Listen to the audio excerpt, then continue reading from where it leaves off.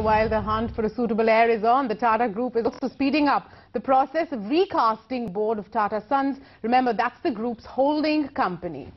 Well, the move comes at a time when the group has set up a panel to find a successor to Ratan Tata, who will step down as the chairman of the group by the end of 2012. Shelly Chopra joins us with more details on this story. Shelly, tell us, who are the likely contenders for these board positions in Tata Sons?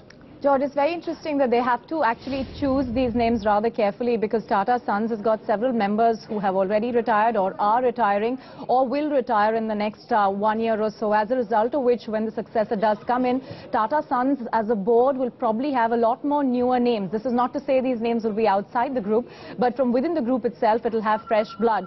So let me start by telling you about the contenders. Some are, of course, very obvious, and people would even go to questioning why some of these are not already on board Tata Sons, given that they have vacancies. So one of them is Mr. B. Muthuraman, who's currently the chairman of Tata International. You've got other names that include Ravi Kant.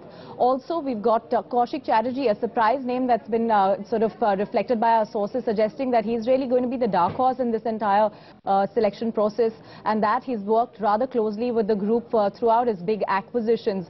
And then we've got a fourth name, which is S. Ramadurai, who of course is part of, has been steering TCS, and TCS has really been the cash cow for Tata Sons. So 4 vacancies are already there, one of which will fall vacant after Dr. Irani retires in 2011, but 3 are already vacant after N.A. Soonawala retired in July 2010, and 2 fell vacant after Alan Rosling retired in 2009. Actually, he quit in 2009, and we had Shamal Gupta retire in 2009. So 4 vacancies. Probably will see that by the time the new successor is on board, it'll have Tata Sons with fresh faces.